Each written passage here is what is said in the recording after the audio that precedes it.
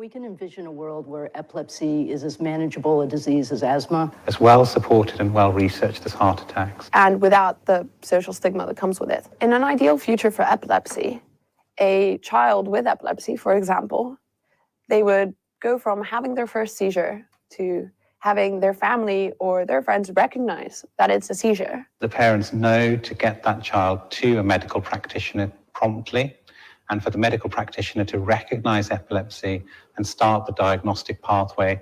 This child would then receive all the medication they need, and they would have a support system to help them adhere to the medication and receive any other treatment that they need. In an ideal future, a life for someone with epilepsy would be a life like someone without epilepsy. People with epilepsy have the same potential as anyone else who doesn't happen to have epilepsy. And that's how the condition should be viewed.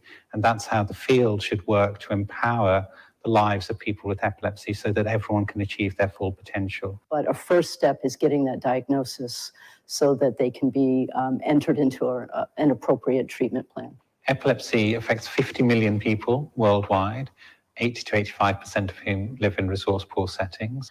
So the diagnostic gaps, treatment gaps, psychosocial impact of the condition, and the condition not really being well understood, well researched, well funded, or properly appreciated at a global scale are the main problems. In Zimbabwe, for instance, a couple of years ago, there was one neurologist in the country. So you have a country of 15 million people and you have one neurologist working there, and now you have two. So you can see the enormity of the problem right there. A lot of the people that have epilepsy and haven't been diagnosed, or it's not recognized as epilepsy, face a lot of issues within their community. And it affects people across their life course. So epilepsy is a condition that can start in childhood. You might be told that you shouldn't be in a classroom with other children. Difficulties with employment, difficulties in relationships. Stigma has a huge impact on people with epilepsy all over the world. The Oxford Martin program on global epilepsy brings together 3 work streams of specialists who don't normally work together. And in tandem with that, we bring together multiple field sites of specialists who don't normally work together. Our partners, which includes Brazil, India, Kenya, South Africa, and Zimbabwe, have been absolutely fantastic. There has to be true engagement with the communities that the program is trying to serve. We can't move forward with the technology development or understanding how technology or interventions are going to be accepted or appreciated unless we have that kind of grounding first. So one innovation of this project is to really embed oral history into the larger project.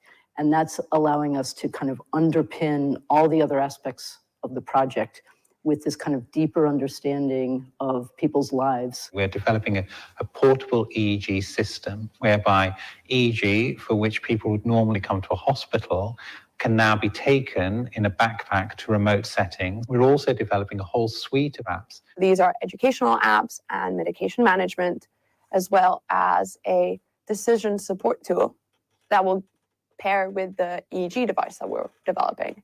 The key thing that we want to do is to be able to roll out the technology and the ideas at scale and really try and close those diagnostic gaps. Once that's done, we're going to try and close the treatment gap. There's a lot of scope for more research and more understanding, and that makes it so interesting. Our aim is to really use the Oxford Martin programme to leverage into a very large space. We'd certainly welcome people to get in touch with us directly through the Oxford Martin School. Share this video. Read our website, go read our publications, read more about our team. Fundamentally, epilepsy is a treatable condition.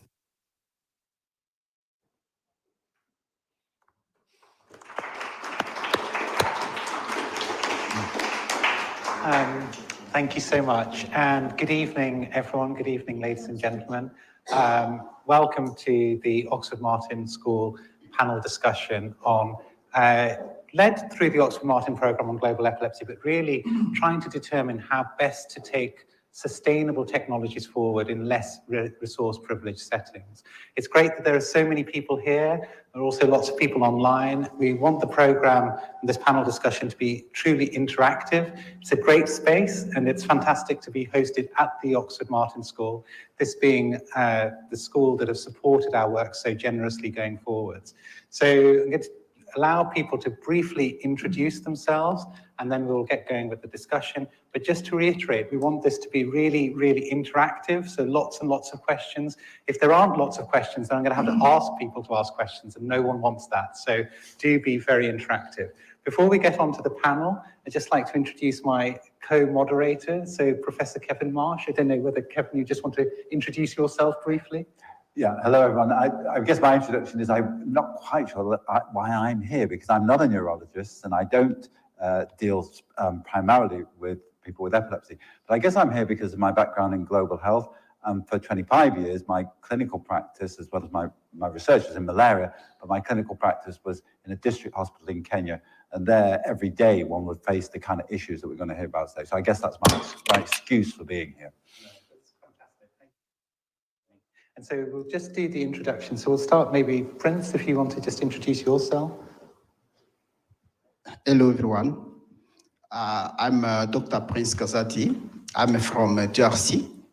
I'm the director of a no-profit national organization called Global Epilepsy Association. I'm the chapter of the International Bureau for Epilepsy. I'm the vice president of Epilepsy Alliance Africa. Thank you. Thank you, Prince. Magella. Hi, my name is Magella Zamora. I'm a postdoctoral researcher in Tim Denison's group. My work is with biomedical devices here in Oxford. Thank you, Gift. Hi, everybody. My name is Gift Wilson Gwende. I'm a specialist neurology physician from Harare in Zimbabwe. I'm the president of the Zimbabwean chapter of the International League Against Epilepsy. That's our Zimbabwean chapter. And I also teach at the University of Zimbabwe in the Department of Medicine. Thank you. And before we go on to Sloan, who you might recognize from the video, Gift is the one neurologist in Zimbabwe that we were referring to. Lennon is the second neurologist in Zimbabwe who has also joined us. This does make us feel slightly guilty that we've left Zimbabwe without neurologists. So do make the most of this opportunity. Sloan? Hi, I'm Sloan Mahone, and I'm based here on the history faculty. I'm a historian of medicine, primarily a historian of psychiatry and neurology, working mostly in East Africa. Good evening. I'm Tim Dennison. I'm a professor with appointments both in engineering science and clinical neurosciences with a focus in medical technology for brain disorders. Thank you. Great. So that's the panel. And I just want to reiterate what Arjune said, that we really would like this to be interactive. I know people always say that and everybody sort of sits there, but do flag if you want to interrupt us. The point is not just to hear us talking. And similarly online, do ask your questions in the chat. We'll try and keep a track of them, and when we can, feed them into the discussion. So I think we should probably begin by asking Prince and Gift, perhaps in that order, just to, in a nutshell, give us a sense of what your work is like, what the problems you face are, what is the situation you're actually in. We heard some of it from the video, but I think there's nothing like hearing it from people who are actually doing it to give a sense of what the real issues are. So just give us all a sense. Perhaps start with Prince. Okay, thank you very much. Like I said before, I'm from Jersey, the Democratic Republic of Congo. It's now the east country in Africa, the second largest country in Africa after Algeria. There we have a largest population. We are now 101 million people, but there is only 10 neurologists. And all of the neurologists are in the big cities, in the capital, to the east and to the south of the country. And we have many patients with epilepsy in Jersey. We have now one estimation of 1 million people suffering with epilepsy. But between the specialists, we have only 2,500 patients under treatment. There is many challenges like that. And we have too the problems of the diagnostic of epilepsy, because more in rural areas, there is only nurses, no neurologist, no epileptologist. And the patients have to, the patients in rural areas, they have to take a long distance to come to the center for the diagnostic. They can have like 1,000 kilometers to the center for to get 180. We have in the whole country, we have only 6 EDs. We have 3 in Kinshasa, 2 in Lubumbashi, and the one in the east of our country. All the centers are separated with 2,000 kilometers. There is a very largest challenge on the diagnostic. In my city, there is no MRA. Sometimes, if we need to get like a test MRA, we have to send patients in our neighbor country in Zambia. We have many challenges like that for epilepsy, but as all we are doing, like a national association, we are trying to get partnership from everywhere. Like for the treatment, we get medicines from our foundation. It is a US foundation charity helping many countries with medicines. And for the 6 CDs, we get them from here, UK, TLEIT, helping us with those machines. And then in other things, we are getting like electrode paste from India. That is to a donation we have. That is why we are here to share with all of you the challenges we have in the treatment of epilepsy and neurological disorder in Congo. And I think being here, there is too many solutions. Like I understand on our agenda, it was very good, like a PINA app. I think using that will be more helpful for our patients in Congo. Thank you. Thanks, Prince, very much. And Zimbabwe is a little bit smaller than DRC, but you have, I think, some similar problems, but perhaps some different. Maybe you can give us a bit of context that you face. So thank you very much, Prince, and for giving that overview. So the landscape in Zimbabwe is probably similar to the DRC in terms of lack of access to comprehensive care.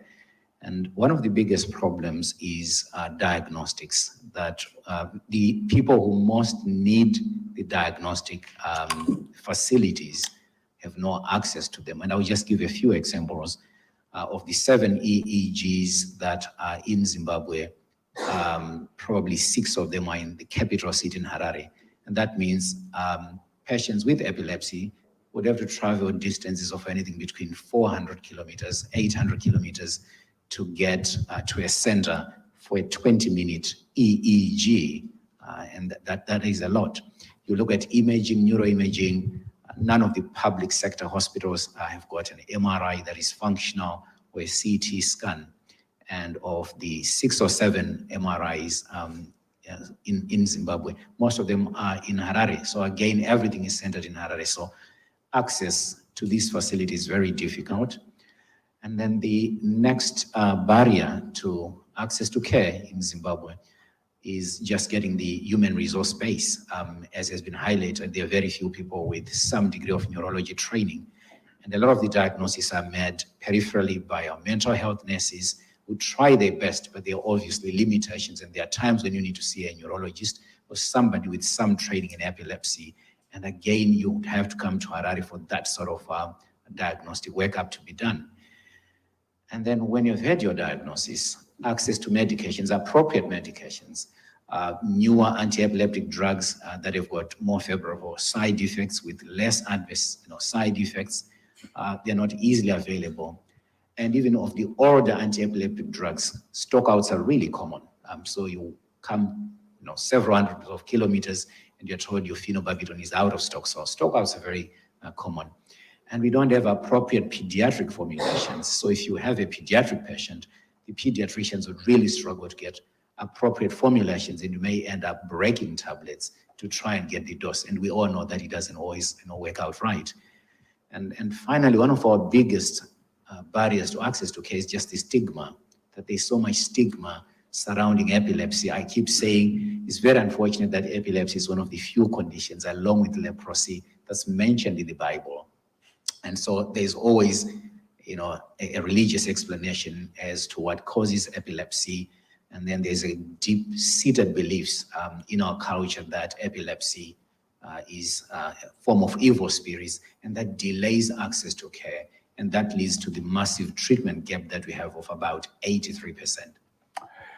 So that's a pretty sobering picture you both painted. And I think what's most sobering for me is if you'd asked me the situation in Kenya when I first started working there 30 years ago, it would have sounded just the same. And so one obvious question is, there is research on epilepsy, not nearly enough, but over a long period of time, nothing seems to have changed. I could ask you why that is, but that might lead us down a sort of rather depressing line. Perhaps instead I should ask you to say, what are your hopes? What are you most optimistic about in coming to a meeting like this, about what you need that could be provided that would change things? So perhaps if you could both give a lead into that, and that would perhaps take us into talking a little bit about, so what can be done? Because clearly the answer is not right now. Neurologists, there's not enough. They play a fantastically important role in guiding a system, but that's not the answer. And the answer is not fixed equipment, because for the reasons you've both said.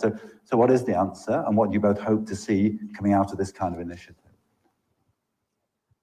So my impression is that we need to leverage on, obviously, the expertise from centers like Oxford and the other centers that are here from Brazil and India, Kenya included, and South Africa. We've had a lot more experience in handling patients with epilepsy. But most importantly, I think our solution would be the clever use and appropriate use of the technologies that we now have to reach and grant access to the most vulnerable and the most needy populations in the remotest parts of our countries.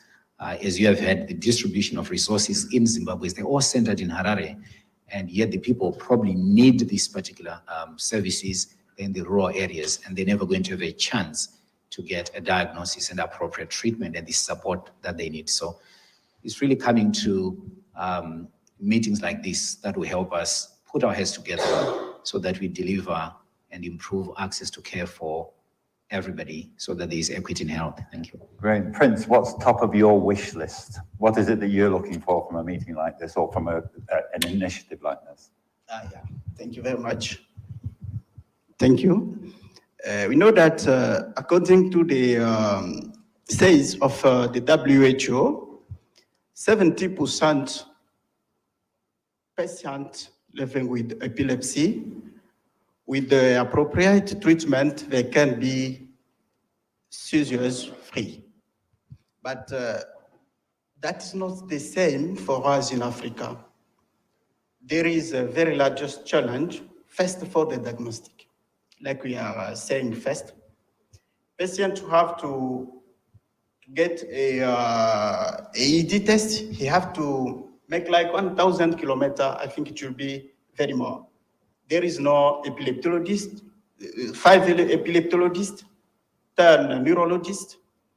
All of them, 90% are first in contact with the primary doctors and the nurses. But the technology will help us to get a very good diagnostic.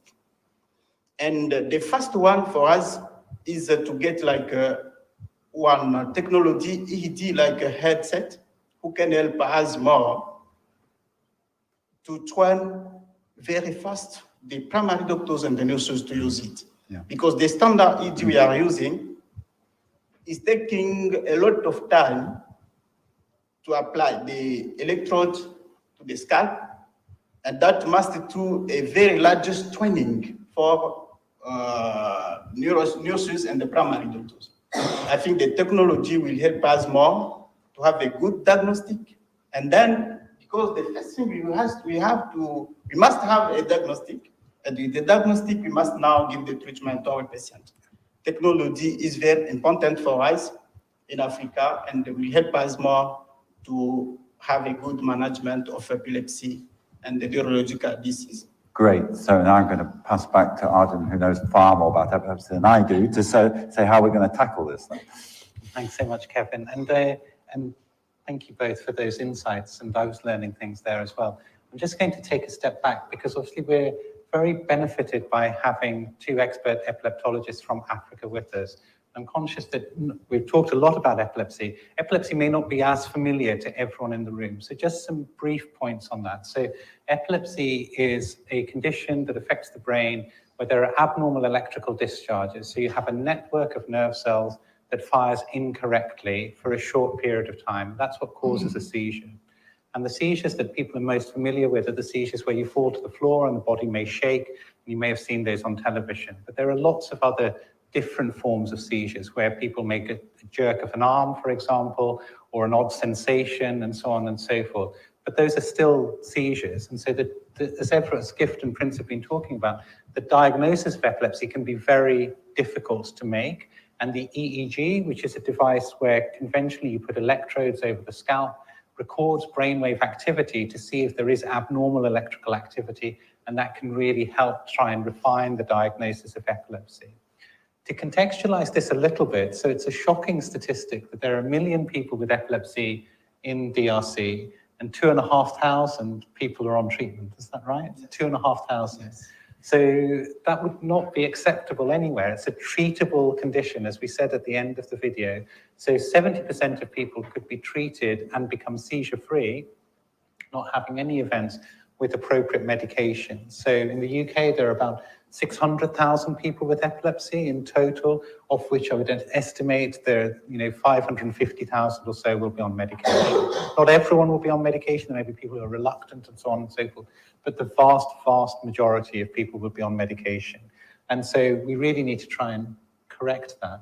And I was going to just develop Kevin's point just a little bit. So there has been research in Africa, and there have been, people have put in MRI scanners, for example, and there are EEG machines, but what are the problems with that? Are there any problems in just dropping an EEG machine into a country, for example? I don't know, Prince, is that difficult, or is there something else we need to try and do?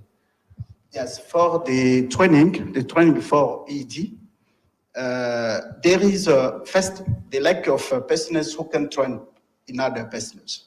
And as we are trying to do it, but we are a very largest country, to do it must a lot of time. Yes, because to train persons, we must to have first the persons who are trained very well before. But we are a very big lack of persons who can neurologists who can help to train persons. And it is the same for MRI. There is no MRI on our country. There is no persons trained for that. That's why if we have to make this exam, we have to send the patient in other country. I think that is more of the challenges we have until now.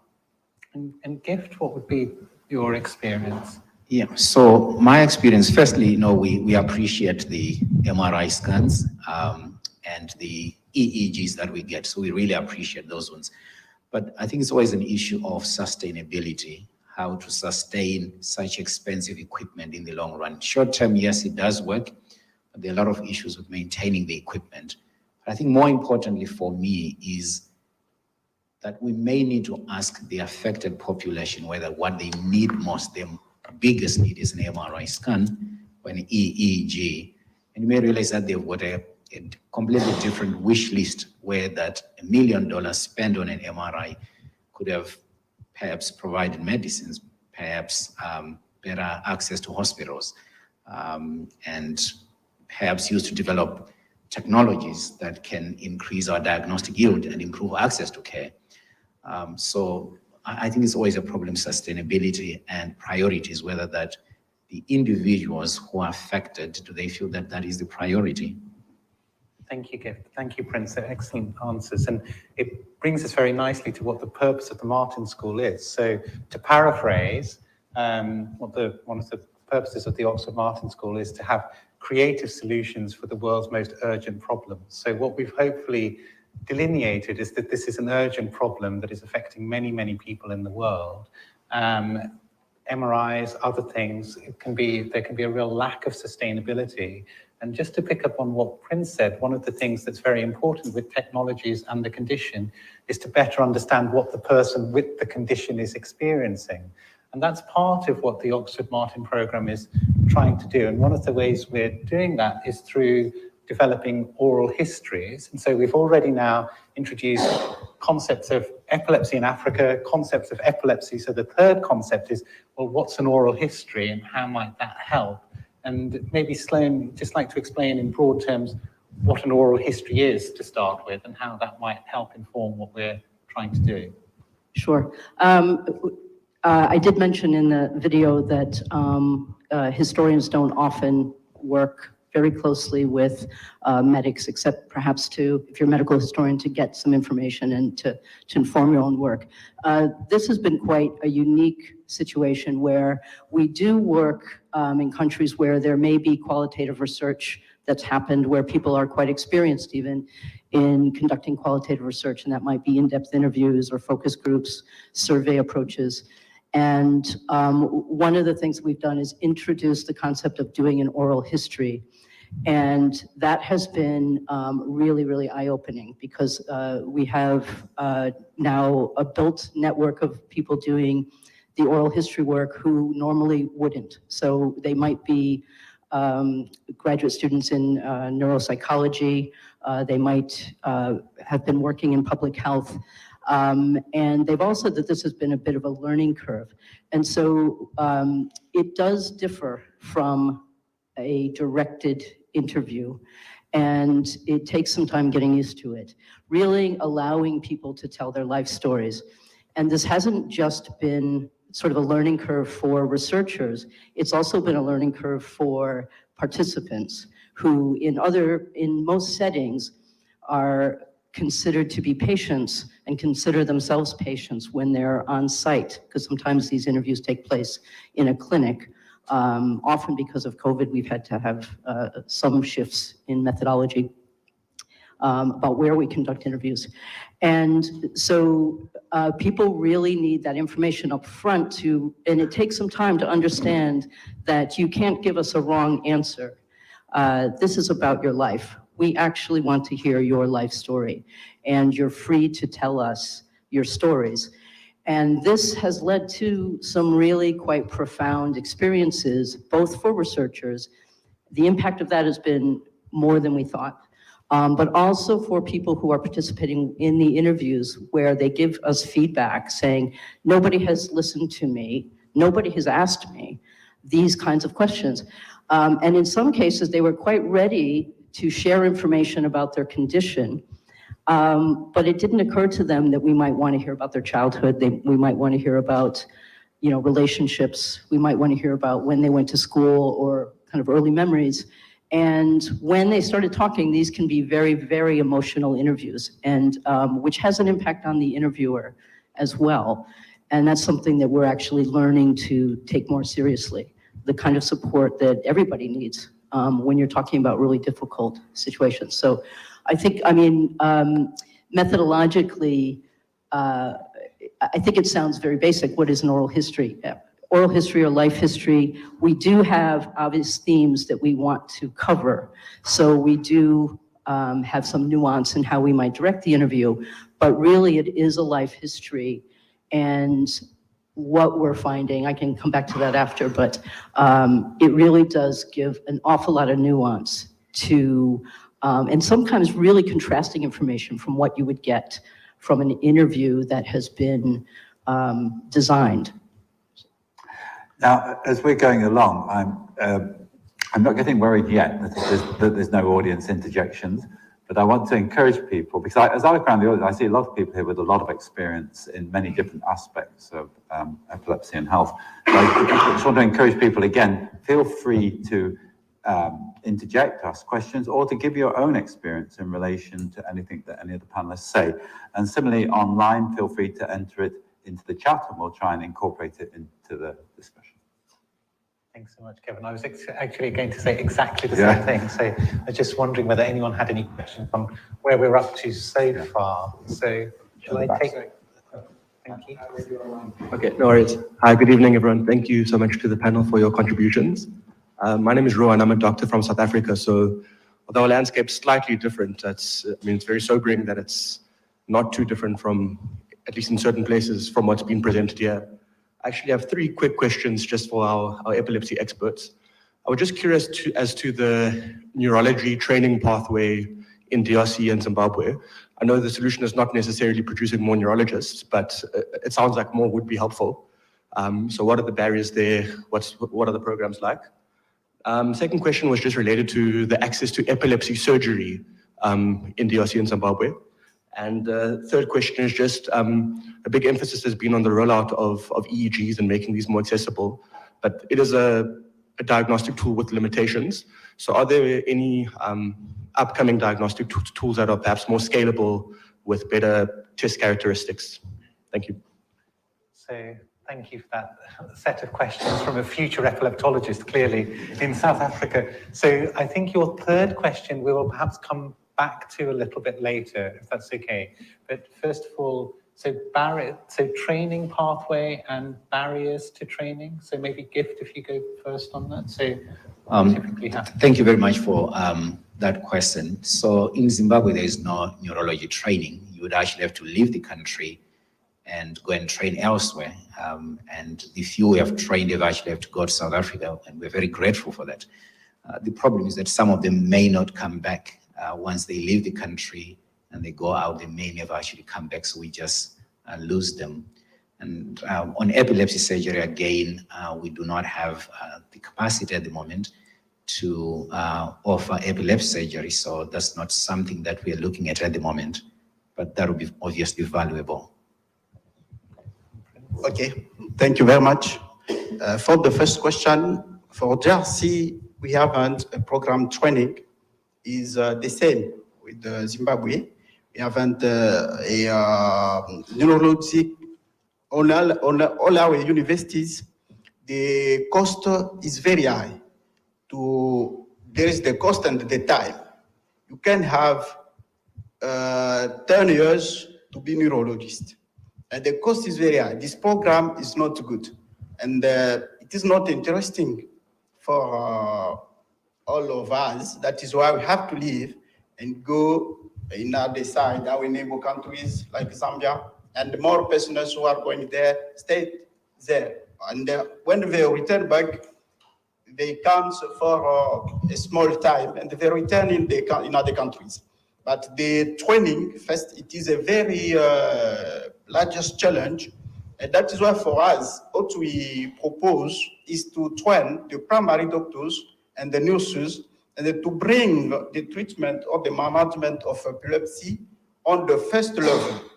That will be a solution to many problems, because the lack of, there is no program to train epileptologists and the neurologists. And the program we have is not very strong. It is taking long. You can have 12 years, like a student in neurology. There is not many professors who can give the training. All of this problem make that persons are not interesting to have training in neurology and epileptology. Thank you. And epilepsy surgery in DRC? No, we are not doing that. Not yet.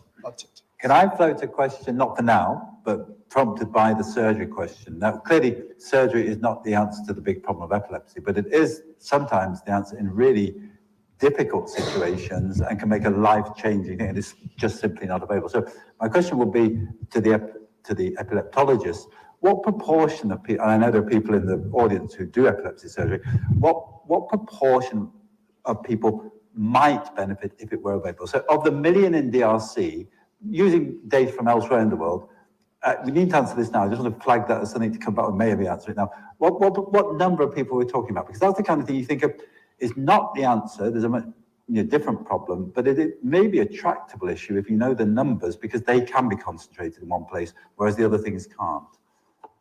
Shall I go for that quickly? So just again, to take a step back. So epilepsy surgery sounds really dramatic. Yeah. So and what epilepsy surgery is if you have a seizure, so if the network that is unstable, the network where the nerve cells are firing off incorrectly, is in one part of the brain.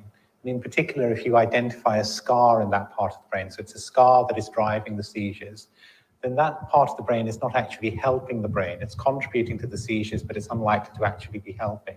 And so you can do an operation to remove that area, and that operation is epilepsy surgery. And in terms of looking at things from the UK and the US, for example, so if you say 1 million people, 70% of people could be treated with anti-seizure medication. So that's 700,000 that could be treated with anti-seizure medications. 300,000 are drug resistant.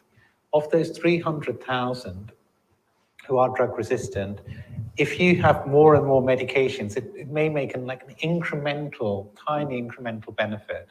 But for the people who are candidates for epilepsy surgery, up to 70% will become seizure-free. So not all of those 300,000 will be candidates for epilepsy surgery, but of those who are, and it's difficult to tell exactly what proportion may be, but of those who are, up to 70% might become seizure-free with epilepsy surgery. So it is a game changer in terms of what it can offer people with epilepsy.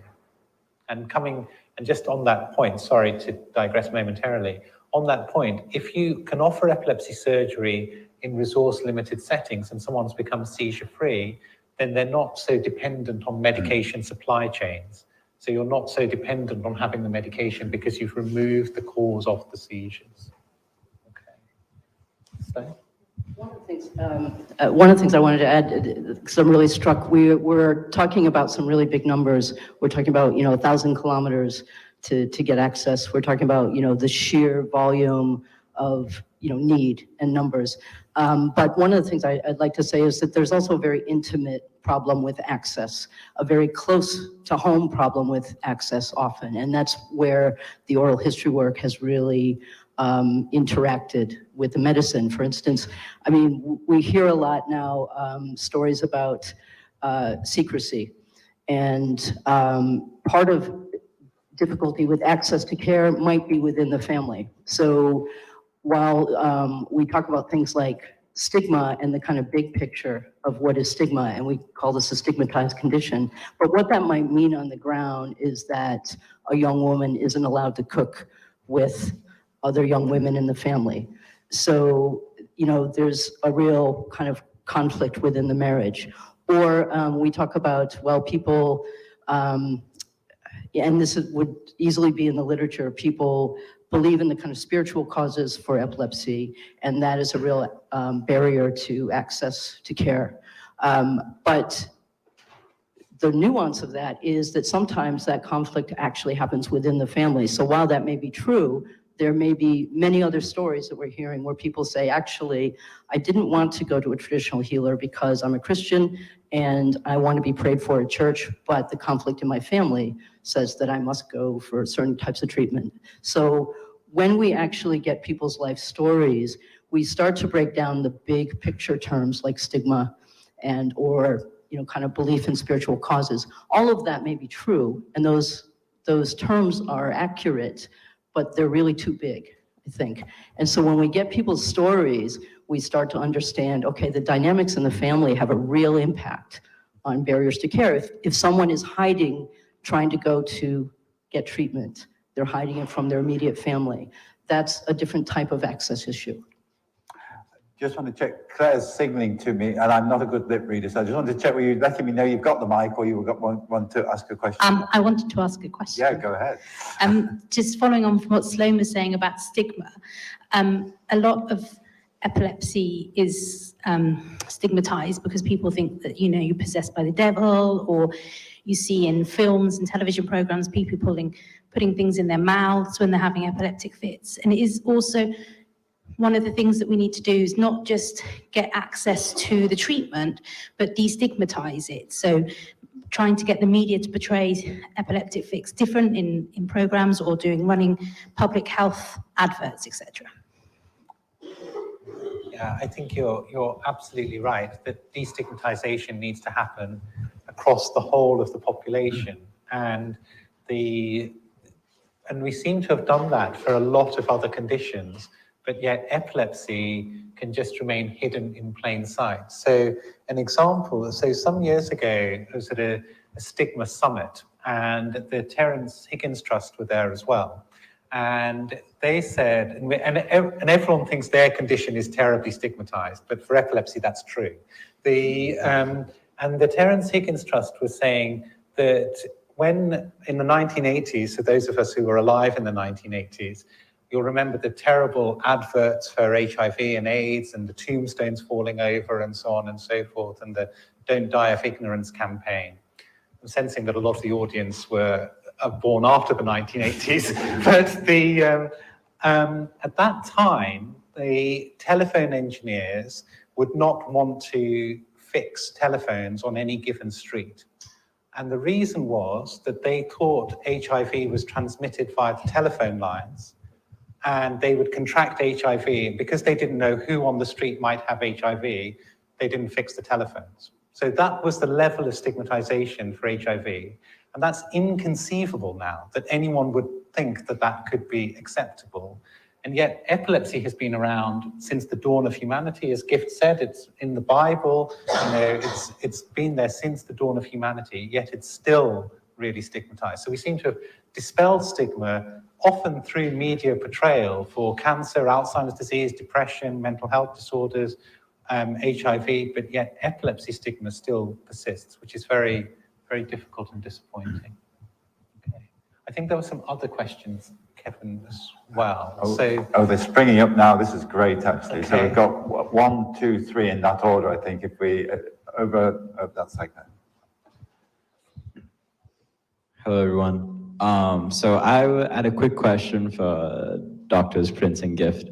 I was very curious as to how public policy in your country is structured with regard to caregiving with epilepsy.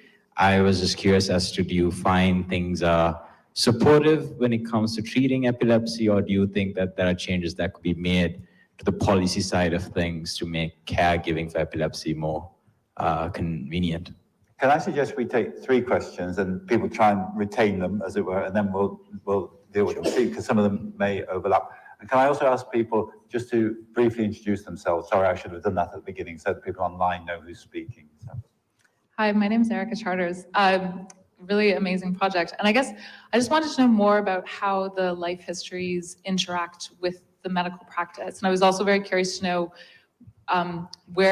how these will be shared and to whom they will be shared, and also thinking about practitioners listening to these life histories as much as potential patients or other people, and how that interaction works. Great, so we've got a policy question, a life history question. There's one more, I think in order it went, if I know there are other people, and that's great. We'll try and get around to everybody eventually. Let's take one more and then we'll take some answers. Hi, my name is Sylvia. I'm a social policy student. And I want to ask about the different care trajectories that the patients follow. So for example, if they seek care in local healers, and what have been their involvement in this project. So mainly my question is, how does the project navigate this contrast between the biomedical conceptions and then the more local approaches? Thank you. Okay. Do you still remember all 3 questions?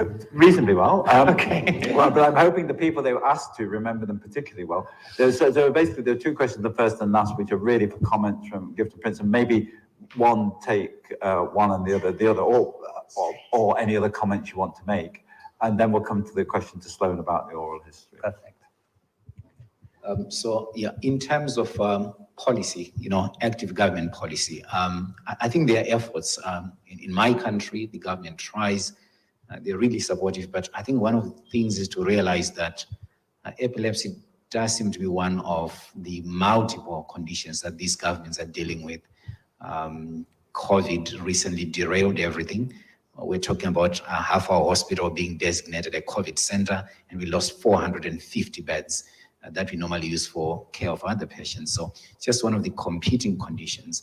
And I think our job is to, as Arjune says, this condition has been around and we just don't think it gets the attention that it deserves with over 50 million people affected worldwide, a lot of them in low-income countries. I think the governments could do more. So we need better policies. And we've been having these discussions that we need to engage our governments at a higher level so that they become basically part of the stakeholders who are driving the process, particularly for sustainability. Thank you. Yes, for JRC, we have a small program, but our police are more focused on other diseases like HIV and TBC, malaria, and so on and so on. But epilepsy is still empty. We have just this small program that the government support 1,500 patients. Yes, but it is enough, between 1 million people suffering with epilepsy, 21,000 is nothing. But we need to, there is many problems, but we try together to do something with our National Ministry of Health, but we are still very down. And we think that in a future time, we have to increase the number of patients who can be treated. And Gift, do you want to comment a little bit on the third question, which, at the risk of getting it wrong, I think was about a little bit more detail on how you kind of negotiate the care pathway, particularly taking account of the whole issues about stigma versus the biomedical aspect. But I don't know if I've represented what you would. Yep. So the first port of call for a lot of our patients indeed is the traditional healers or the faith healers because of the beliefs. And they can understand why that happens within our cultural context. And it's something that we learn from the oral history when Sloan speaks. So a lot of these issues that we call misconception, misperceptions, and myths, they make a lot of cultural sense to our patients. That's what they believe in. And we sort of never listen to them. We just tell them what the hard science says and say, well, your description or your understanding is wrong. This is the proper understanding. Come over, we give you medicines. But a lot of these faith-based organizations and treatments and cultural remedies, they make cultural sense to these individuals. So the first port of call is hardly ever a doctor, and that includes fairly educated people. In Zimbabwe, it's very easy to see how that happens. You get these cuts, scarification cuts where, the traditional healers put medicines, and you often see those marks on very educated individuals with PhDs, and some of them are health, they're actually in the health sector, nurses, clinical psychologists, and so we have to find a way to work with them. And I remember it's possible, I keep talking about a referral that I got from a traditional healer on a patient with a stroke. He actually referred a patient with a stroke to our stroke unit, didn't make the diagnosis of a stroke, but at least referred the patient to the institution. So it's actually possible to work with our traditional healers, and we need to listen to them. And one of the things that we hope to be doing in this particular project is to talk to traditional healers. But yes, for JRC, we have, for us, we think the healers, the traditional healers, are the basic of stigmatization of epilepsy. And we haven't a very good relationship as we are open. In another time, we need to make some researches on the plant they are using to treat epilepsy, but we are not open. And what we are doing now, we are fighting the stigma for epilepsy more in schools. We are using the students with because we made one study in 2016 in the big city of JRC, a nice school. All the students, 97% know that epilepsy is contagious. And we start by there because it is the very strong problem for us, how to get patient. They know that to the medical doctors, you can't have a good response to your treatment, but you have to consult the traditional healers. And then we start with this campaign to make awareness is education in schools. And the student is a very good strategy because you're working now, the student serve as like a bridge to bring information to another one, to the parent that epilepsy is not contagious. But we are, to the beginning, we are now working in the big cities, but in rural areas, the problem is the same. I think with the program, because in Africa, there is some problems of internet. When we try to send many informations by social media, it's not easy, but it's not everyone who has access to internet. And we need to do that face to face. And we have some videos of this work. I think it is bringing us a very good results, but we need to extend it in the whole country. Right, shall we go to Sloan for the middle question, as it were? Yeah, sure.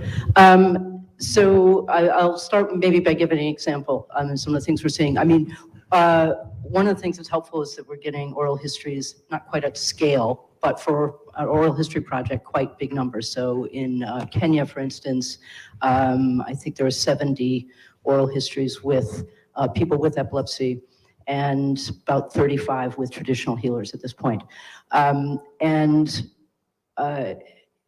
What is sort of coming out in looking at, kind of analyzing and looking for trends are not what we thought we would see. So again, we think in terms of these kind of big keywords like stigma, but what does that really mean? But some of the things that really came out were what people thought if somebody has epilepsy from birth versus somebody has epilepsy, it develops when they're an adult. And people, they have specific words for this and specific ways of talking about it and describing it, Uni, looking up at the birds and things like that. And age of onset then became sort of a discussion that we had like in the team where, well, what does this mean for people? And are we asking perhaps the right questions? Because there is a barrier to care, an additional barrier to care if you believe you're treatable or not.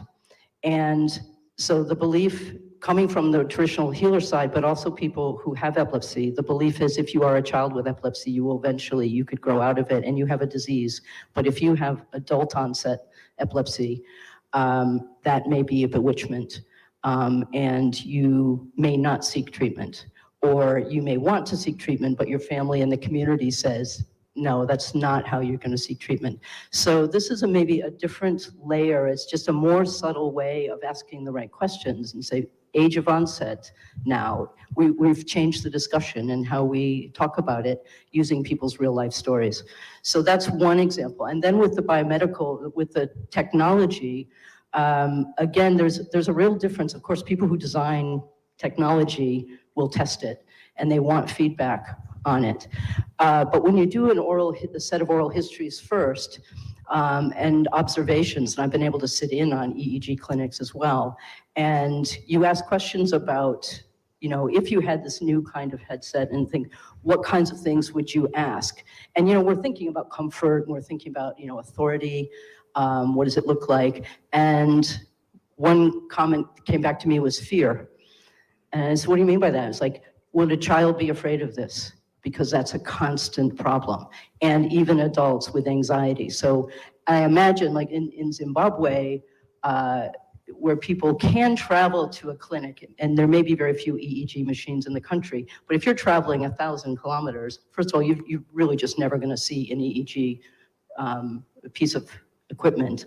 If you are in a clinic, you see a lot of wires coming down and all that gets placed on you. And anecdotally, we hear quite a lot, even before the oral histories, that people think you're putting something in, that it's invasive.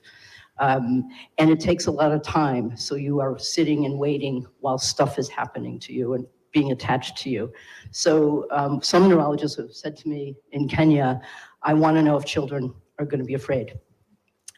Because people may have to be sedated or children may have to be sedated to have an EEG if it takes a long time.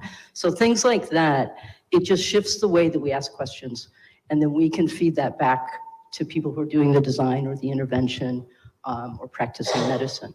And maybe Tim, I don't know if you want to. I'll come to that. And you're also with the question. Can you use the mic because with, the online... with the question on your own oral histories with traditional healers and any experience there, kind of their perspective. Well, again, I mean, it sort of matched up in terms of the age of onset. It really did kind of match up. But in other cases, I mean, I was talking with Prince, and so this wasn't exactly an oral history, but it hadn't occurred to me that in some cases, you said it's quite common for a traditional healer to tell people not to tell their story. It's like you really, so the secrecy element is really quite important. You don't want to divulge, you know, and in something like neurology, talking to your doctor is really quite important. I suppose in all medicine, it's really quite important that you're honest and that you're telling the doctor what is really happening with you. But if you are told that that's a really bad, if not dangerous idea, then that's a major impact. So we've got great context now, and from that we move to the really massive importance of actually, I mean, how strange isn't it that we think it's an innovation to talk to people, but you know, the real importance of listening to what people want, what their experience is, but also what they want. But I guess this may be the point where we move towards sort of looking forward. And so, you know, what are we offering? We've got a couple of engineers here. Yeah. I mean, there must be a reason for that. There is a reason. So, I mean, it's great that we've been going already for an hour, and unfortunately, Tim and Magella haven't yet spoken too much. But coming to the question from the floor, it was really, how does this all integrate together? You know, so acquiring a life history is one aspect. How's that going to actually inform what medics do, or how's it going to change how medics approach things? And in particular, how might it inform the technologies? And so we'll perhaps discuss a little bit, maybe starting with Tim, perhaps, on the technology and on how that's been going. So one thing to start with and reinforce is many times in biomedical engineering, especially with devices, we would start with the statement in our grants that in spite of pharma, 1/3 of the patient population is not treated. And so that we come up with some new, widget or device that's trying to go for that last, third, or the last, then after that, only 5% remain untreated. So this project is a bit of a flip, at least in my experience, where we say, actually, if we can provide an efficient pathway, the majority of people might be able to get a significant improvement in their lives. And so that's really what we're focusing in on. It gets to that initial question on the technology, is trying to create a more efficient pipeline. In today's device design, there's a real emphasis on something called design thinking. And it rose with kind of one of the more famous programs at Stanford with the biodesign. And the first step is to build empathy with the users of your technology. Actually, one of the things we tend to do is say the consumers of our technology versus patients. And especially as you try to push a technology out of the clinic and into the community, you don't want to always be referring to someone as a patient. They're a consumer of the technology and taking their mindset. So that's where the ethnography and the oral histories really come in, is that I can't think of a finer way to start to build empathy for the people we're trying to serve. Engineering at its core oftentimes is physical principles, but then also aligning with constraints. And so we have opposing kind of needs, and we have to find the balance. And that's why it's absolutely essential that we include clinicians and our intended users and the communities and continuous feedback. So I'm going to give two examples. The Magella can share her experience. The first is coming to contagion. And so one of the things that struck me listening to the oral histories and the report outs was this notion of epilepsy being contagious. Now you think about, we're designing a system and we want to sterilize it or clean it between uses. So what's the perception that we are actually reinforcing that there's a contagion with epilepsy if I'm actually intentionally scrubbing down the headset that we just used for a diagnostic? And so what are the ways to actually handle that process without actually reinforcing a stigma that already exists? And so we're trying to avoid contagion, but not for the actual epilepsy, for something else. So that's an example of kind of where we sit here and think about the design and run it past people. The other challenge is we're thinking about pushing out into the clinics and getting towards some new technologies, such as dry contact electrodes. You have a opposing set of constraints. So ideally, we'd actually, and this is how many EEGs are done today, they'll scrape your scalp with a toothpick and then push really hard to get a good conductive link between the electrode and the electronics and the biopotentials that are flowing on your scalp. Harder the better. Of course, now when you're pushing hard and irritating skin tissue, that actually becomes a real irritant. And so one of the projects one of the areas we're really focusing on is trying to find that appropriate balance between signal fidelity and the comfort of the device. And so I'll get started with that, and then Magella can share some of her experiences. Well, I wanted to say that this has been a great event where we gather the users' needs, not just from the clinicians and from the technicians, but also from the patients and their expectations about the clinic experience. And I think one of the things I want to say about the oral histories is that they provide a link in the way that the patient feels cared of before they go into the clinic. And that is bound to improve the compliance of the patient with the treatment. So Gift was saying that usually they don't come back for a second EEG.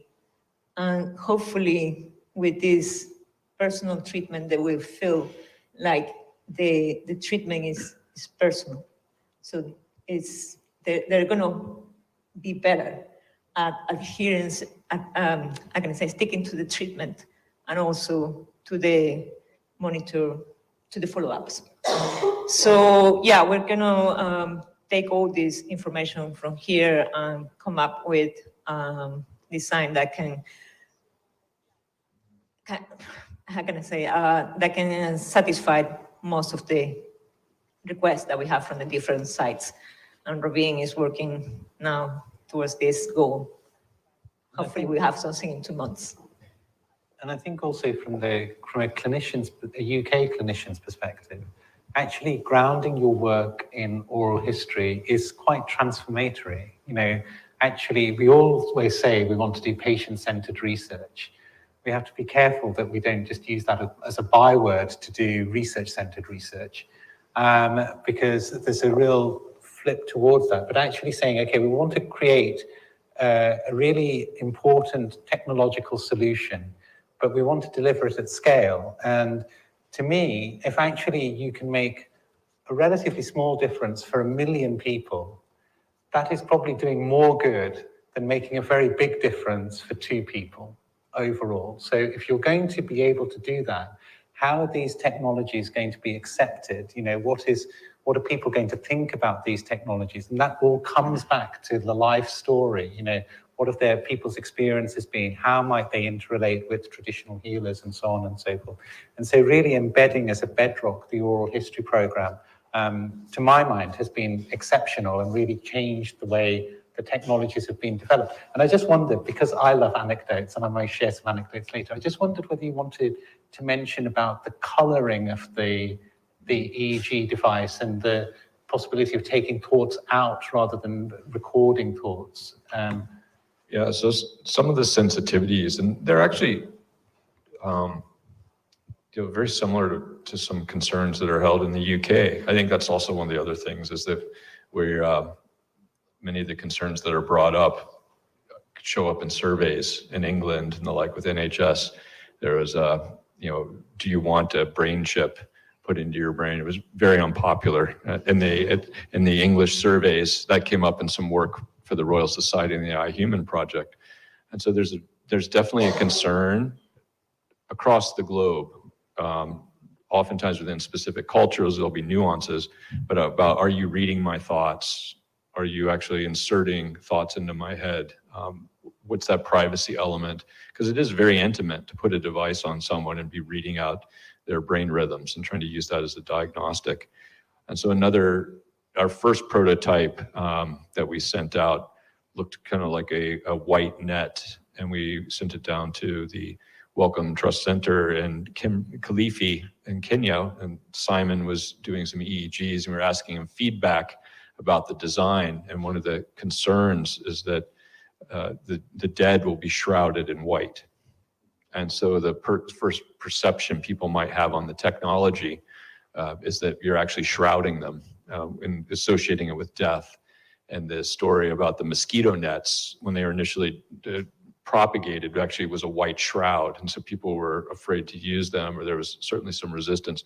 So the power of a simple color change and getting away from other associations, I think that's really important to understand. And that, you know, sitting up at Old Road campus, that would not have necessarily come to my mind. You know, we think medical technology has to be shiny and look clean, and it was actually quite the opposite of the feedback that we were getting. Thank you, Tim. And pause again for if there are any other questions. I don't know if there are anything online. I'm not getting any at the moment, but I'm inviting them yet again. And we've got a question at the back left, if there's a microphone for you.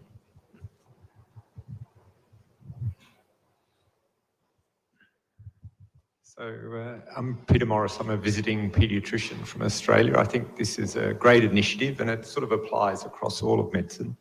But I was just wondering about whether you've thought of the use of mobile phones to take images of videos of seizures, and because the MRI and EEG aren't always helpful and they're extremely expensive. So strategies to, I suppose, involve the families more in the assessment. Shall I do that one? Yeah, okay.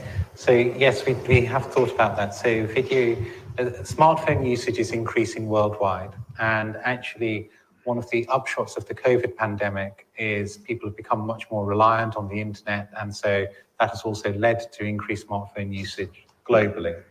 And the smartphone does enable you to capture a video. So within the limits of safety in the clinic at the JR, we would always encourage family members, relatives, carers to try and capture any events they see, because it may be a seizure and that will help us diagnostically, but actually it may not be a seizure and that will also help us diagnostically to try and differentiate the two. So as well as the gold standard to really diagnose a seizure is to have an EEG running with a video, and you capture the seizure with video EEG, and then you can say, yes, this is clearly a seizure. So as part of the program, we're collaborating with a group that have developed a video sharing platform using smartphone technology so that people could capture a video of an event, and that would link in with something that we're not talking about so much, but various apps that we've developed, you saw them on the video, to try and again help close that diagnostic pathway. So yes, videos can certainly be very useful. And thinking about things more broadly, because this is really using epilepsy as an example. So videos of movement disorders, for example, or other kinds of spells, or tremor and so on and so forth, can also be very helpful in neurological practice, especially if those conditions are episodic. So the short answer was yes, but you got the long answer. So Andrew? And then after that, I'm going to read a couple of questions, because in fact, there are a couple from our audience. My iPad just wasn't working, but now I've got one that does. So I'm Andrew Farlow.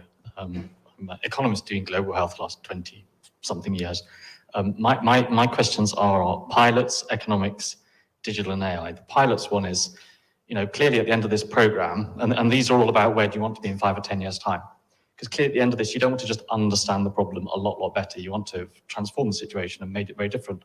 So, and you've got a problem that's very similar to lots of other global health problems where you've got several components that have all got to work together to achieve their impact. And one of the reasons it's not happening is because A is not in place, so nobody's doing B and C, and nobody's doing C because there's no A, B. So you don't train the doctors to treat this because they can't get the drugs en masse, and you don't have a healthy market with the drugs because nobody's doing their diagnostics, and nobody reveals or goes for treatment and tells their stories because they know they'll just expose themselves without any option. So I'm curious, when you found out all the bits, Hannah, how they work together, are you going to do some pilot studies or pilots to show and demonstrate this happening? Is there a theory of change model? Colleagues will know more about this than me. Second thing, economics. Clearly, at that point, you'll need to show and demonstrate your business or economic model. Have you got a bit of that knocking around? I'd be curious. And the third thing is the digital and AI stuff. And there's been a bit of discussion from the floor that we know there's a lot of hype about this. And there's some initiatives, the WHO is setting a big digital and AI initiative. And, what would you like to see from that? Some of us are a bit involved in that in terms of helping you on your bit, because obviously you've got things like sensitivity, specificity, quality. It's not a straightforward thing, and you've got regulation and security and data issues, all that kind of stuff. What would you like to see from that kind of initiative, so that this is 5 or 10 years making a big difference, and not just understanding? Yeah. Okay. Very well. So Andrew's questions would probably sort of see us through to the end of the discussion, I suspect. But let's pick some kind of outstanding responses to it. What really, Okay. Yeah. So, I mean, incredibly important questions. I'll just talk to certain points of that, and we can maybe continue the discussion as well. So, you're right that we've highlighted the problem, and Prince and Gift have explained very clearly what the difficulty is. And we think that whatever the solution is, the first thing, as Kevin mentioned, is to understand things from the perspective of the people on the ground. And to my mind, that's why a lot of technological solutions and a lot of apps in low to middle income countries have failed, because they have not actually addressed the problem or understood the problem as it is in the country, because it is going to be different in DRC compared to Zimbabwe, and certainly different in Africa compared to how it is in the UK. That's not to say that there aren't problems in the UK, there definitely are, but they are different problems. So I think everything should be embedded in the neural history and really understanding the condition, and neural history is a very good way of doing that. In terms of going back to the comment from the gentleman at the back from South Africa, the reason we chose EEG in particular is that it is portable, so it can be taken to remote settings. You can do prolonged recordings. It's relatively cheap compared to an MRI.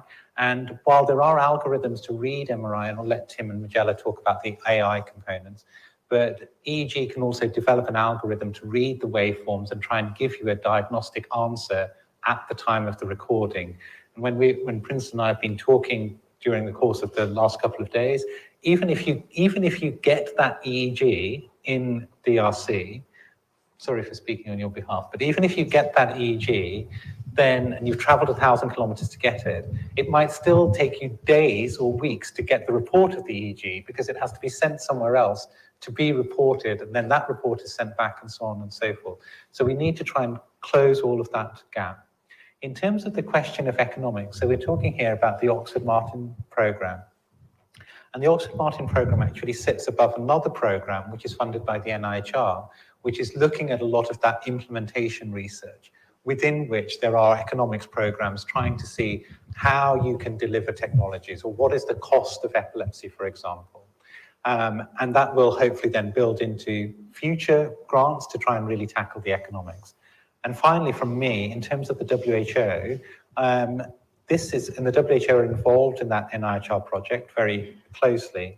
This is our real opportunity with epilepsy, because as people may know, the WHO released their intersectoral plan on epilepsy and other neurological disorders this spring. And so this is a 10-year plan where all countries that are signed up to the WHO have to implement step changes in the care of people with epilepsy. So there's a real impetus from big organizations like the WHO and other NGOs to really frame shift the care of people with epilepsy. And we believe that this is perhaps a component of that jigsaw. I hope that helps, but I don't know whether Tim Magella, you want to speak to the AI? Well, so the other thing I'd just point out in the other project, so to your point, supply chains and medicines, I know that's come up as like one of the things to actually work on an algorithm. It's not the diagnostic of epilepsy, it's actually to understand the needs and the use of medications and how we can actually ensure that people are going to have access to the medications available. And so I think it's not like an EEG will be parachuted in and we think that's going to solve this by any stretch. So I just want to capture, there is that holistic view. Your point on AI and, where is it on the hype cycle? Good discussion for an after meeting drink. But we're very sensitive to that. So the first thing on the EEG is actually ensuring we can provide diagnostic quality data coming from the system. That's back to that constraint of the interface that we're making to the scalp. But the other element is to make it clear what we're looking for is to try to make the existing pathway a bit more efficient. And so, if anything, one of the things we talked about over the last few days is pushing out and getting feedback from the technicians that will actually be pushed out into the front line, because they will be the ones running the equipment. The idea is not to actually have, Gift and Prince basically replacing that EEG that's in the system. That's actually a very high quality diagnostic tool.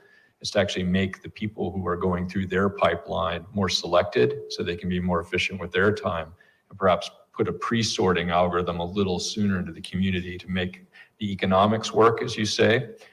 And also, our goal is not to replace by any stretch a neurologist. It's to actually upskill the technicians so that they can do that first level of assessment and then say, you need to go on. It's worth the journey of 1,000 kilometers because our preliminary screen suggests you should actually be followed up. While the other one in confidence, we can say, most likely you need to go, say, look for a cardiac condition. Were you volunteering on the economic side, Andrew? We're creating a cross-cutting group on economics. We're doing a big project on access to antibiotics. We're doing stuff on digital tools. Yeah. We're building economic components to WHO AI. Okay, it's rushing it with the microphone because people online can't hear you. But they were brilliant answers. Yeah, it's lovely to see a complicated problem. Yeah. Being picked apart and then working where it would go next. And the answer was yes to your to your question.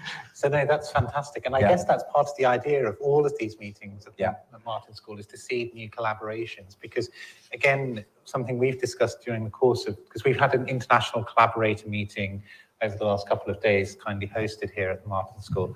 And the one of the things we've discussed is that there is a move to try and get some new medications for epilepsy onto the WHO essential medicines list.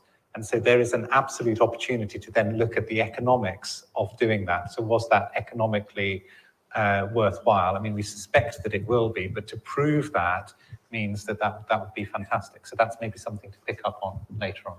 Great. Now, I do want, this is a bit out of sequence, but having asked people online to ask questions, I feel I've got to ask some of their questions. And there's a couple of, I won't be able to deal with all of them, but one in particular is for Sloan. Asking about ethical issues of talking to people about lived experience. So this is Yanning trying to do the same in their research, but concerned about harm to participants. I think this is an interesting question because, and I know you are very aware of this, and in a way I know what your answer is to a degree because I happen to chair the ethical committee which looked at the proposal. But it's interesting that a lot of people think that talking to people is straightforward. That there's no ethical issues there. Ethical issues are with taking blood from people and this sort of thing. Usually it's the other way around. There's very few ethical issues with things like taking blood. There are massive ethical issues in talking to people. So can you say a little bit about how that was approached? And I know in Kalifi, again, because I know Kalifi very well, that this is a thing taken very, very seriously, even before research started. Can you say a little bit how you approach the ethical aspects of it for people? Yeah.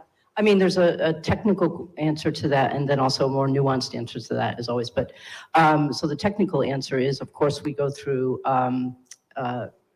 the kind of ethical procedures here in Oxford, and that would be immediately kicked up to the higher level, in part because we, not only because of the interviews, but because of the working with vulnerable populations.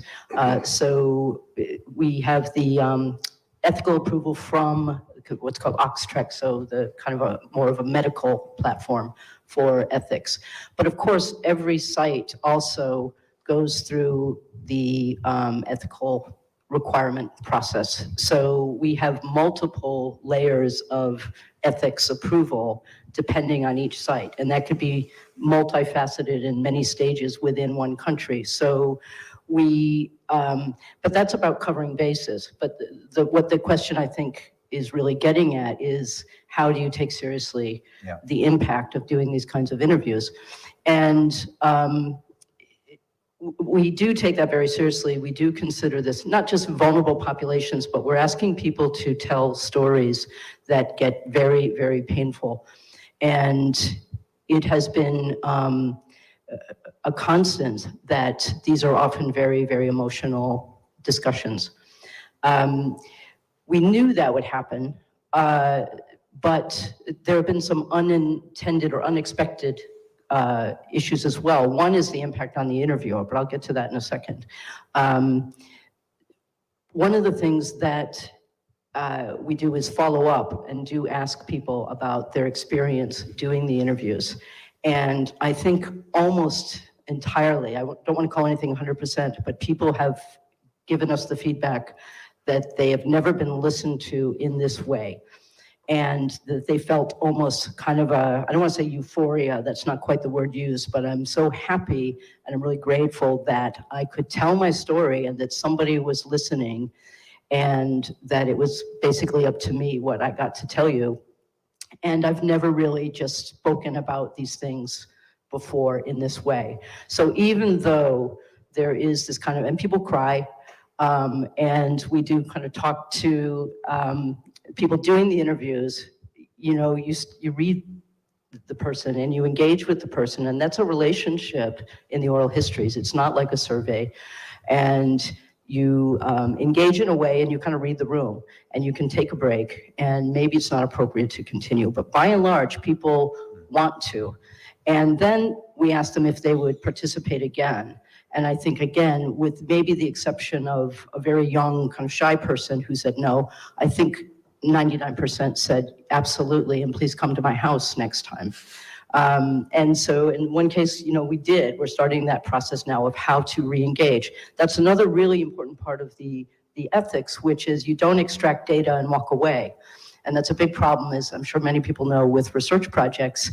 I got what I wanted, I can publish that, but now I don't really need to engage with the community anymore. And so that's the discussion we're having right now of what do we do now? We have a community of people who have participated with us, and we have relationships with them, and we don't just want to leave that.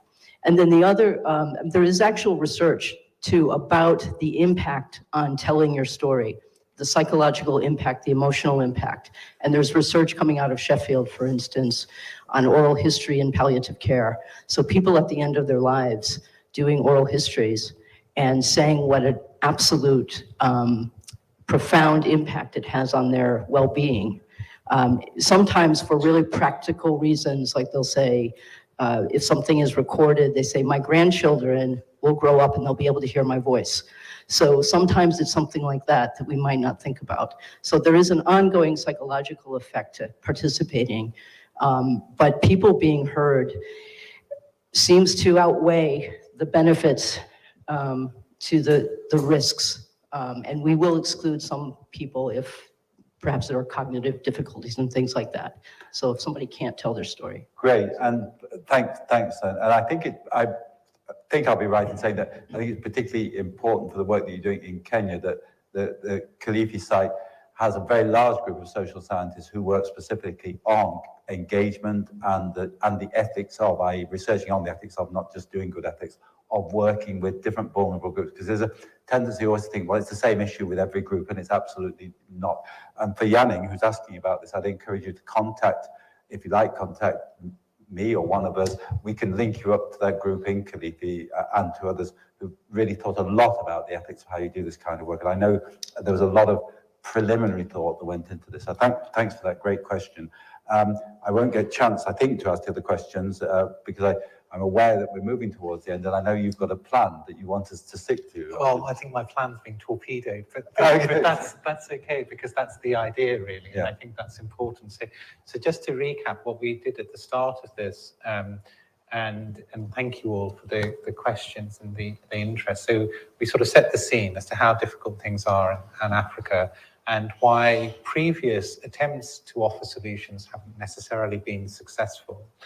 And then we went on to discuss the oral history program and how we believe, and it seems to be proving to be the case, that can really transform how you deliver a technology to a less resource privileged setting. And then we've talked a little bit about the technologies themselves and the EEG and why EEG, and appreciating that there are difficulties with EEG. And again, as Tim highlighted, as a first pass filter to try and develop something for primary healthcare workers, because it's going to be difficult to upskill many, many more doctors that you might need. And again, to contextualize, as we put on the flyer, so 2 neurologists in Zimbabwe, 3, 10 in DRC, so that's 1 neurologist per 10 million people. In Oxford, there are over 50 neurologists in Oxford. Oxford has a population of 200,000. Now, that's because neurologists love Oxford and they all want to do research, blah, blah, blah, but it is orders of magnitude different, yeah? So I think that what we'd like to end with is actually to go back to Gift and Prince. And so who've been immersed in all of this. Gift for a long time, because Sloan and I have been privileged to work with Gift for now many years. Prince, who's much newer, and Prince is visiting us as an Oxford Martin School visiting fellow. So perhaps first of all, Gift, based on what you've heard and the strategy and so on and so forth, what do you think this might do and might offer to people with epilepsy and other neurological conditions in Zimbabwe? Thank you, Arjune. So for me and everyone from Zimbabwe, this would be a great opportunity to offer solutions that are based on what the patients or the consumers actually need. And we're hoping that this is a sustainable program that can carry on way after the actual program has ended, and that many more collaborations, of course, will arise from this. But the most important thing is to get access to care in terms of diagnosis and treatment, access to medications, and the social support that the patients with a heavily stigmatized disease absolutely need. So that's what I hope we'll get from this collaboration and this interaction tonight. Thank you. Thanks so much, Gift and Prince. Okay, thank you, Prof. For Jersey and for me, I think it is a very nice opportunity because as we are coming from French-speaking countries, we have many challenges. And our friends in Africa, English-speaking, they are already going up, but many countries in Africa, French-speaking countries are very down until now in epilepsy, the treatment, the management, and everything. And for me, it is a very nice opportunity to bring the new technology in Congo, the DRC, my country. It will resolve many problems. I hope that will help us a lot to have a very good management of epilepsy and to help a patient to have access to essential treatment. This new technology for us, it will be the first one, I think, because it will be more useful for more rural areas, and we can get from them a new a nice diagnostic that will help us to have access to a very good management of epilepsy and neurological disease. Thank you. Thank you so much, Prince. I mean, I would just say that obviously the Oxford Martin programme on global epilepsy will never end, Gift. And before we conclude, because that is 7:30 and unbelievably I'm being punctual, any other questions online or in the room? There are, but I think because we are due to end, what I'll do is I'll tell people what they are and we can discuss them, and if useful, get back to people. I want to thank Lydia, Sabashisha and Avril for asking questions or giving comments. And a couple of questions to throw in, but I don't think we should answer them now. There was a question about, is the incidence of epilepsy actually increasing in low middle income countries, and if so, why? Or is it just simply that we're more aware of it? And then there are a number of comments about different ways of engaging communities, which we've talked a lot about. I think the other question is quite a complicated one, which I'll pass on to people who could usefully use it, and if we can get an answer back, we will. So, but I do want to thank everyone online for being part of it. It's always difficult when you're online when there's a group in the room, but I'm glad you've stuck with us, and I'll hand back, Arjune, to you to wrap the thing up. Okay, so well, thank you for the questions. Incidence of epilepsy is going up because older populations, epilepsy is more common in older populations. So from my point of view, I just really want to thank all of the panel. So just going down the line, Tim Dennison, Sloan Mahone, Gift Ngende, Jella Zamora, and Prince Kasidi. I think it's been excellent. I think there's enough there actually to have panel 2, which will be the second part of the Oxford Martin programme. Thank all of the people online, as Kevin has mentioned. Thanks as well to Kevin. I mean, we very much wanted you specifically to come. And so I'm very glad that you made time to make it. That's very grateful. Thank you to all of the audience. And also to end, I started doing this new thing, which a colleague of mine in Malawi taught me. So because he's a chief of a tribe in Malawi, and I think Gift and Prince have been like chiefs tonight. So when we applaud to thank them, instead of clapping your hands with flat hands, cup your hands and clap your hands that way. And thank you to Gift, Prince in particular, the whole of the panel, Kevin, and to all of you. Thank you very much.